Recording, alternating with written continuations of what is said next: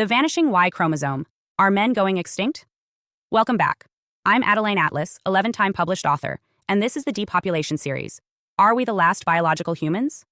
Today's subject may sound like a headline ripped from a dystopian novel, but it's grounded in science, and it's unfolding now. This isn't about cultural politics or social trends. It's about genetics, hard biology. And it raises a question most people have never seriously considered. What if men, as a biological class, are on the path to extinction? At the center of this issue is the Y chromosome. Found only in males, the Y chromosome is what biologically defines a male in the human species. It carries the SRY gene, which triggers the development of male anatomy during embryonic growth. And unlike all other chromosomes, which come in pairs, the Y has no backup. It's vulnerable, exposed, and, according to many geneticists, rapidly deteriorating. Professor Jenny Graves, an Australian geneticist and one of the leading voices in chromosome evolution, has spent decades studying the fate of the Y. Her conclusion is blunt. The Y chromosome is shrinking, fast, and at the current rate of degeneration, it could disappear entirely, in about 4.6 million years. Now, 4 million years might sound like an eternity, but the implications of a shrinking sex-determining chromosome are not some far-off concern. They're already shaping the present. To understand the crisis, we need to understand what the Y chromosome is. It's the smallest of the 46 chromosomes in the human genome. While the X chromosome contains over 1,000 genes, the Y has just a few dozen functional ones left. Over evolutionary time, it has lost more than 90% of its original genetic material. And while some of this loss is a normal part of chromosomal evolution, the concern is that the Y may eventually lose its ability to do the one thing it's biologically responsible for: producing males. We've already seen it happen elsewhere in nature. In some rodent species, the Y chromosome has completely disappeared. And yet, these species still produce male offspring through alternate genetic pathways. What this tells us is that nature doesn't necessarily need the Y chromosome to make males. But it does need a mechanism. And if that mechanism collapses in humans without a natural replacement, the outcome is simple: no more biological males. But even before we get to that level of extinction, the signs of damage are showing now. Today, male infertility is rising at an unprecedented rate. Sperm counts have dropped by more than 50% in the past 50 years.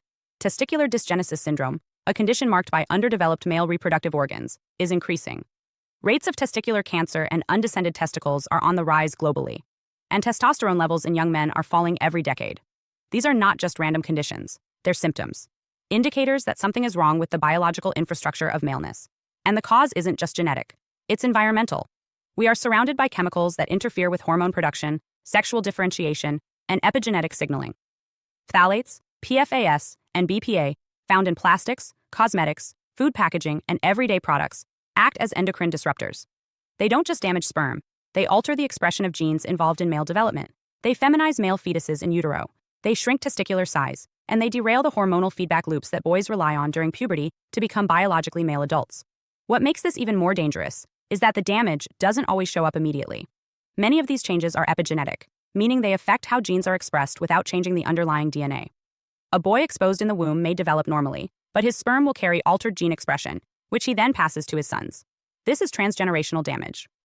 The biology of maleness is being degraded slowly, quietly, and permanently, generation after generation. And if that sounds like science fiction, consider this. In some regions, average testosterone levels in 20-year-old men today are lower than those of 60-year-old men just a generation ago. In other words, a healthy older man in 1980 had more testosterone than a healthy young man in 2020. This isn't about aging. This is about systemic biological regression.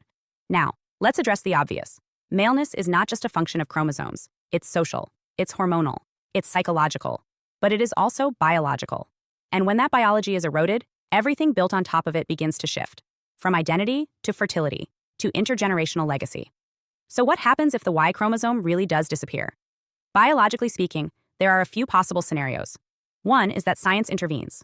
Already, researchers are experimenting with IVG, in vitro gametogenesis, a technology that creates sperm or egg cells from stem cells. In mice, scientists have successfully created functional sperm from female stem cells and used them to fertilize eggs. The result? Offspring born from two biological females. This opens the door not just to same-sex reproduction, but to the total re-engineering of gametes. Male or female, natural or synthetic, it becomes a choice. So yes, sperm can be built. Even the Y chromosome could, in theory, be recreated or bypassed. But if that's the solution, we're not talking about preserving humanity. We're talking about replacing it. Synthetic sperm is not a fix for male extinction. It's a workaround, a replacement of the natural process with an engineered one. It turns reproduction into fabrication, and it turns biology into software. What gets lost in that transition is the male lineage, the historical, evolutionary, and cultural continuity of fathers and sons. That continuity isn't just about sperm, it's about legacy, identity, stability. And when it's severed, society feels the impact. This brings us to the socio-political dimension of the crisis. What happens when maleness begins to disappear, not just biologically, but socially? We're already seeing the early effects. A rising number of boys are struggling with mental health, academic performance, and social development. Male suicide rates are climbing. Male college enrollment is plummeting. More men are withdrawing from relationships, the workforce, and traditional roles of fatherhood. While some see this as the fallout of patriarchy, others argue it's a reflection of deep confusion and disorientation, especially among young men who feel biologically and culturally displaced. And this isn't just about gender roles or masculinity, it's about population sustainability. In every species, reproduction depends on both sexes. Remove or weaken one, and the population cannot continue. In humans, we are weakening the male half, biologically, chemically, and ideologically, at the exact moment when fertility is already collapsing. And here's where it gets even more difficult to talk about. There's growing evidence that institutional silence around the male fertility crisis is not accidental. Male vulnerability is uncomfortable for a society conditioned to view men as dominant. The idea that men are biologically fragile, that their very genetic code is shrinking, is not compatible with the traditional cultural script. And so, rather than confront the crisis, we ignore it. Or worse, we mock it. But the Y chromosome doesn't care about politics. It doesn't care about ideology. It cares about biology. And biology is clear. The system is breaking. The real danger is that by the time we acknowledge this at a societal level, it may be too late. The damage is generational, and it compounds. The sons born today with compromised sperm will likely pass on that compromise. And even if they don't want children, their biology is still the blueprint for the next generation of male life. Once that blueprint is degraded beyond repair, it's not just fertility that disappears. It's an entire biological framework. There are still skeptics who argue that the Y chromosome is stable, that its decline has leveled off, that human evolution will adapt. Maybe. But the pace of environmental and technological change today is not evolutionary. It's exponential.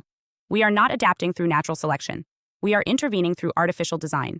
And design always reflects the values of the designer. If the future is built by people who believe biological sex is fluid, optional, or irrelevant, then it's not hard to imagine a future where maleness, as we understand it, is phased out not by accident, but by choice. And here lies the final, unavoidable question. Is the vanishing Y chromosome simply nature's path?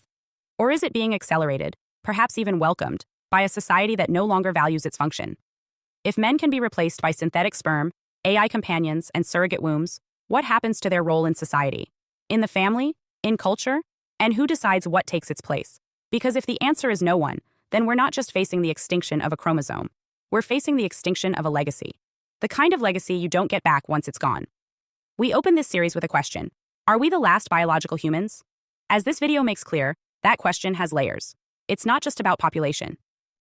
It's about genetics, lineage, inheritance, the systems of life that pass quietly from father to son, decade after decade, holding civilization together in ways most people never think about, until they're gone. So what are we really losing here? Not just sperm, not just fertility. We're losing the bridge between natural reproduction and future existence. A bridge built on fragile genetic code that has survived for millions of years, but may not survive the next 100, unless we fight for it. And the first step in that fight is awareness. Because no one can save a species they don't know is dying. Hi, I am Adeline Atlas, 11 times published author, and SOS, School of Soul has a brand new series, the AI and Future Technology series. Look, you know the world is changing. And no, it's not going back to normal. Normal is over, and what's coming next is beyond anything we were prepared for. The School of Soul, AI and Future Technology series includes 319 videos on 1. The Download Society, How Data Has Replaced Destiny. 2. Predictive Future. Your next moves aren't random, they're forecasted. 3. Social Credit Systems. The behavioral economy now governs access. 4. Hive mind. Synthetic telepathy and collective algorithmic control. 5. Nanobots inside you. Medical, military, and programmable intrusions. 6. Grief tech.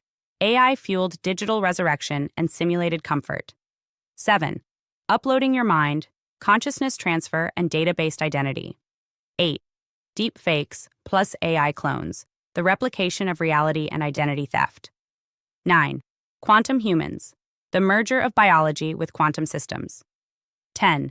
Digital afterlife, where your data goes when you die. 11. Resurrection science, reviving life through synthetic methods. 12. Immortal science, the end of death as we know it. 13. Longevity science, gene editing, anti-aging, and bio-upgrades. 14. Designer babies, engineered perfection before birth. 15. Artificial wombs, birth decoupled from the female body. 16. 3D printing, printing organs, limbs, and even humans. 17. The humanoid era, the rise of synthetic beings among us. 18. Legacy humans, the slow phase-out of unmodified analog people. 19. Smart cities, algorithmic environments that watch and decide. 20. Cloud-based societies, citizenship without borders or bodies. 21. Hackable humans, emotion, memory, and behavior under code. 22. Biometric scanning, your body is your password and your prison. 23. Sex tech, intimacy reprogrammed by machines. 24.